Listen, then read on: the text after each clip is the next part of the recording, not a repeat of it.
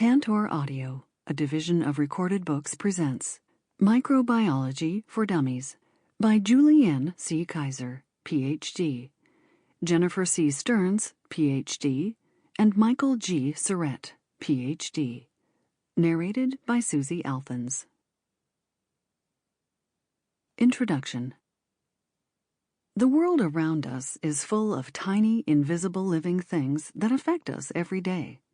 Diving into the study of that world is what this book is all about, and we're happy that you'd like to come along. Microbiology as a whole can feel overwhelming, but when you break it down into parts, it can be straightforward and even interesting.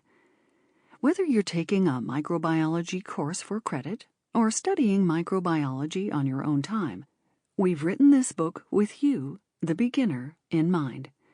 This book walks you through the tricky concepts in microbiology while covering the forms, functions, and impacts of microbes in nature and on our lives. About this book. Microbiology for Dummies is an overview of the material covered in a typical first-year microbiology course. Some courses cover more medical, molecular, or environmental microbiology than others, so we've included them all here. In this book, you will find clear explanations of the characteristics that microorganisms share, the things that make microbes different from one another and the rest of life on Earth, the processes important to microbial life, the diversity of microbial life, how microbes affect us. With this book, you'll be able to explain what makes microorganisms unique and identify where and how they live. You'll also have the skills to delve into specialized areas of microbiology that this book covers in an introductory way. This book is a reference, which means you don't have to memorize it. Unlike your microbiology course, there is no test at the end. Use it as a reference, dipping into whichever chapter or section has the information you need. Finally, sidebars and sections marked with the technical stuff icons are skippable. They offer a more in-depth discussion of a topic, extra detail, or interesting cases that are related to the main material of the chapter. Foolish assumptions. We don't assume that you have any background knowledge in microbiology except what may be covered in an introductory biology course. In fact, many of the concepts learned in a biology course are also presented here, so we don't expect you to know much of that either. We assume that you are new to microbiology or other science courses where an introduction to microbiology is beneficial. And we've written this book in a way that will provide you with the background you need. The science of microbiology involves knowing a bit of biochemistry, cell biology, molecular biology, and environmental science, so we explain those concepts as needed, but you may like to peruse guides on those topics for a fuller understanding. Other than that, we only assume that you transcend the idea of microorganisms as bad and consider them as important members of our world, especially because they outnumber us about 200 million trillion to 1. Icons used in this book. Icons are verbalized in this audiobook. Draw your attention to things that occur on a regular basis. Here's what each icon means. Tip. The tip icon marks material that's useful for thinking about a concept in another way, or helping you to remember something. Remember. The Remember icon highlights concepts that are important to keep in mind. Often, these concepts come up more than once in the book. Warning. The Warning icon points out places where it can be easy to get confused. We usually know this because there is confusion in the general public about the concept, or worse, in the scientific community. Sometimes the warning icon points to areas of debate in microbiology so that you don't have to feel confused if other sources disagree with our explanation. Technical stuff. Non-essential but helpful and interesting information is marked by the technical stuff icon. beyond the book. In addition to the material that you're hearing right now, this book also has some useful digital content available on the web. Some facts in microbiology are handy to have at your fingertips, either to study for an exam or to refresh your memory on the spot. Check out the free cheat sheet at dummies.com/cheat sheet/microbiology for tips on identifying microbes, remembering the basic differences between them, and figuring out the naming system used in microbiology. Ever wonder what all the fuss is about fecal transplants, or if the anti-vaccine campaigns are telling you the truth? You can find articles on these topics and more at dummies.com/extras/microbiology. Where to go from here? We'd like to think that you won't skip anything, but if you're taking a microbiology course right now, then you probably don't need an introduction to the topic and can skip Part 1. Even though each chapter can be listened to on its own, the material in Part 2 is essential to any student of microbiology and will likely be very useful when covering more advanced topics. There are many kinds of microbiology, perspectives from which will shape how introductory biology is taught. For a human health perspective, focus on chapters in Part 5. For an ecology perspective, you'll likely find chapters in Part 3 useful. No matter where you start or where you end, we hope that you'll come away with an appreciation for microbes and a roadmap for learning microbiology. Part 1. Getting Started with Microbiology. Web Extras. For Dummies can help you get started with lots of subjects. Visit dummies.com to learn more and do more with For Dummies.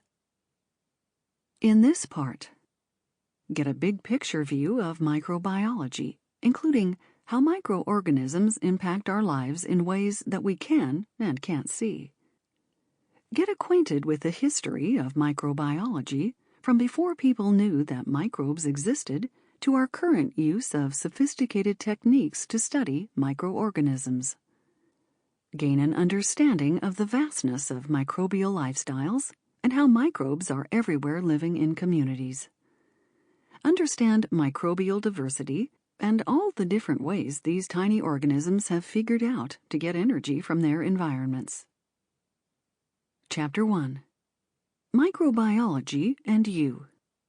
In this chapter, seeing the importance of microbiology, getting to know microorganisms, listing the tools used to study microbes. When considering the imperceptibly small, it's sometimes easy to lose sight of the big picture. In this chapter, we put the science of microbiology into perspective for you as it relates to human lives, as well as how it fits in with the other sciences.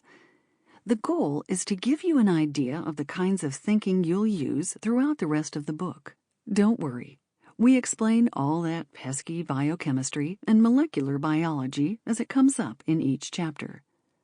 Why microbiology? The question of why to study microbiology is a good one. The impacts of microorganisms on your life may not be immediately obvious, but the truth is, microorganisms not only have a huge impact, but are literally everywhere, covering all the surfaces of your body and in every natural and urban habitat. In nature, microorganisms contribute to biogeochemical cycling, as well as turnover of material in soil and aquatic habitats. Some are important plant symbionts, organisms that live in intimate contact with their host, with mutual benefit for both organisms, whereas others are important pathogens, organisms that cause disease, of both plants and animals. Although not all microorganisms are bad, the treatment and prevention of the diseases caused by bacteria, viruses, protozoa, and fungi have only been possible because of microbiology. Antibiotics were discovered through microbiology, as were vaccines and other therapeutics. Other applications of microorganisms include industries like mining, pharmaceuticals, food and beverages, and genetics. Microorganisms are important model organisms for studying principles of genetics and biochemistry. Many professions require you to learn some microbiology. You may already know this because you're in a micro class as part of the training for one of them. These professions include, but are not limited to, nursing, medicine, clinical laboratory work, pharmaceuticals, brewing and winemaking, environmental engineering. Introducing the microorganisms. So, what are microorganisms exactly? Microorganisms are actually a diverse group of organisms. The fact that they're micro isn't even true of all microorganisms. Some of them form multicellular structures that are easily seen with the naked eye.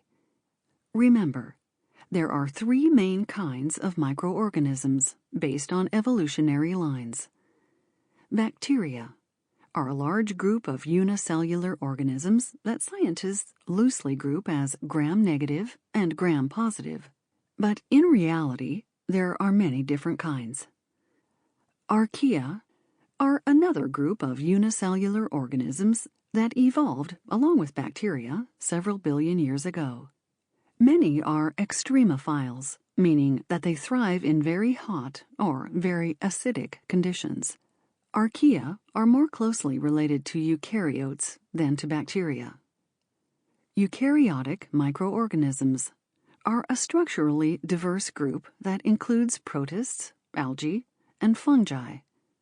They all have a nucleus and membrane-bound organelles, as well as other key differences from bacteria and archaea.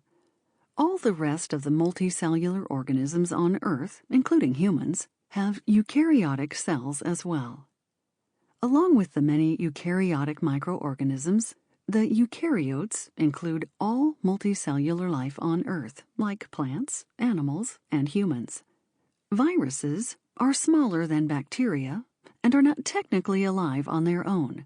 They must infect a host cell to survive. Viruses are made up of some genetic material surrounded by a viral coat, but they lack all the machinery necessary to make proteins and catalyze reactions. This group also includes subviral particles and prions, which are the simplest of life forms, made of naked ribonucleic acid, RNA, or simply protein. Tip: the bacteria and archaea are often talked about together under the heading of prokaryotes because they lack a nucleus. They do share a few characteristics and aren't easily distinguished from one another at first, but they are distinct groups. Deconstructing microbiology. Microbiology involves studying microorganisms from many different angles. Each perspective uses a different set of tools from an ever-improving and changing toolbox. These include morphology, the study of the shape of cells. It is analyzed using stains and microscopy. Metabolism, how an organism gets energy from its environment and the waste it produces as a result. Metabolism is studied using principles from biochemistry. Growth, how an organism, grows. The growth of a microbe is used to see how quickly the population can divide and help to distinguish between one microbe and another. Growth is measured using principles of physics, as well as good old-fashioned counting. Qualitative measures of how growth looks are also important. Genotype, the genetic makeup of a microbial strain. Genes are studied using genetics, which has recently begun to involve a lot of molecular biology. Phenotype, the name of the observable traits of a microbe. A phenotype is due to the interaction between the constellation of genes and environmental factors. It's used to describe a microorganism and to study the function of genes. To measure a phenotype, you have to use some microbiology know-how to see changes in growth and metabolism, as well as other biochemical processes for communication and defense. Phylogeny, the history of the evolution of microorganisms. Phylogeny is important not only because it helps us identify newly discovered microbes, but also because it allows us to see how closely related different microbes are to one another. The study of a group's phylogeny involves genetics and molecular biology, as well as evolutionary biology. When you put all the pieces back together again, you have the science of microbiology. Microbiologists are some of the most creative scientists out there. They have many tools at their disposal that they can use in a variety of ways. The trick is to think up sneaky ways to study microbes, which is why the field is always evolving. Technical stuff. The term microbiology is often used to mean the study of mainly bacteria and archaea, because the study of other microbes are specialties of their own. For example, the study of viruses is virology, the study of fungi is mycology, and the study of algae is phycology. Chapter 2. Microbiology, the young science. In this chapter, remembering a time before microbiology. Discovering microorganisms step by step. Looking forward. Compared with other more ancient fields of science, microbiology is a relative baby. Physics began in ancient times, mathematics even earlier, but the knowledge of tiny living things, their biology, and their impact on human lives has only been around since the late 19th century. Until about the 1880s, people still believed that life could form out of thin air, and that sickness was caused by sins or bad odors. As with other fields in science, there are two aspects to microbiology research: basic and applied. Basic microbiology is about discovering the fundamental rules governing the microbial world and studying all the variety of microbial life and microbial systems. Applied microbiology is more about solving a problem and involves using microbes and their genes or proteins for practical purposes such as in industry and medicine. In this chapter, we introduce the key concepts and experiments that gave rise to the discovery of microbes and their importance in disease.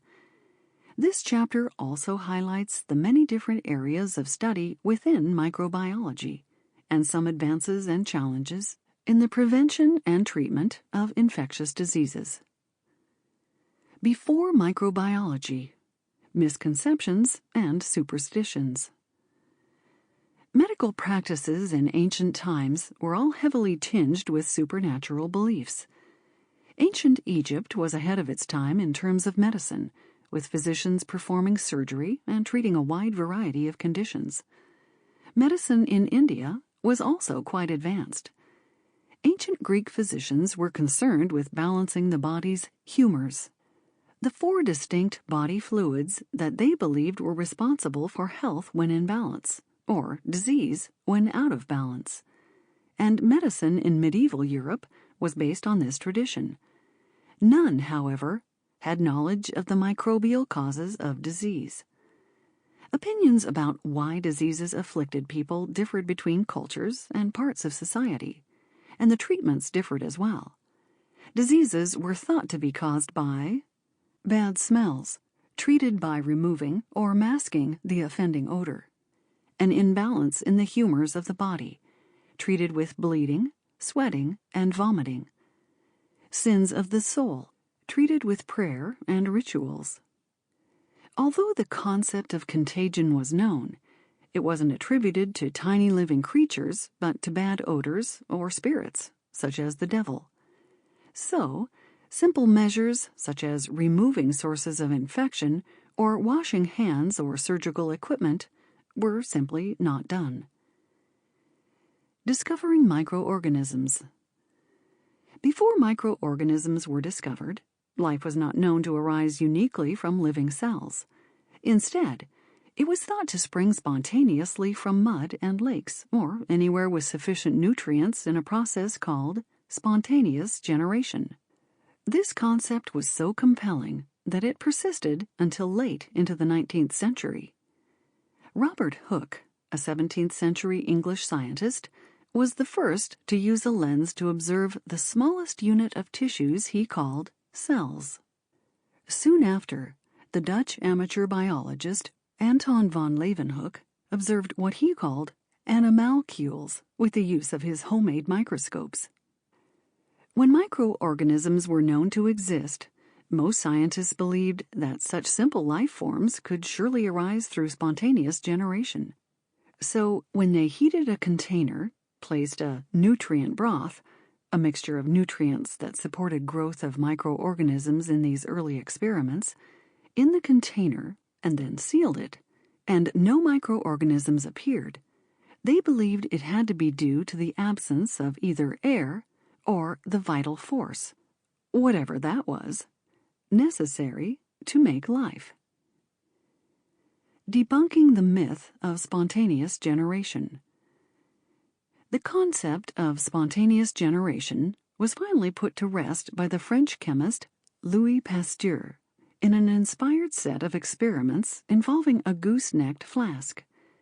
When he boiled broth in a flask with a straight neck and left it exposed to air, organisms grew. When he did this with his goose-necked flask, nothing grew.